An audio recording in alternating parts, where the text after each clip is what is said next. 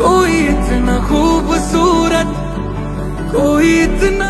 পর্দায় একসঙ্গে জুটি বেঁধে কাজ করেছেন বলিউডের বরুণ ধাওয়ান ও শ্রদ্ধা কাপুর। তবে শৈশবেও তাদের সম্পর্কে ছিল অন্য এক সমীকরণ। শৈশব থেকেই খুব ভালো বন্ধু শ্রদ্ধা ও বরুণ।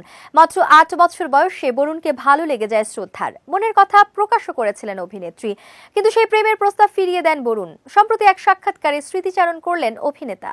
শ্রদ্ধার 10 বছরের জন্মদিনের অনুষ্ঠানের ঘটনা উঠে আসে বরুণের কথায়। অভিনেতা বলেন, শ্রদ্ধা আমাকে নিমন্ত্রণ করেছিল, ও একটা ফ্রক পরেছিল মনে আছে।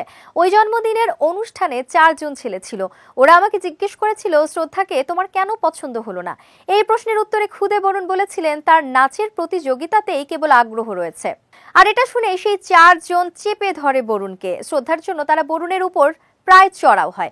বরুণের কাছে তাদের দাবি, শ্রদ্ধাকেও তোমাকে ভালোবাসতেই হবে।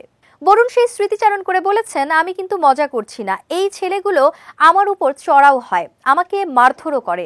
আমি প্রেমের প্রস্তাব গ্রহণ করিনি বলে শ্রদ্ধাই ওদের সাহায্যে আমাকে ধোলাই দিয়েছিল।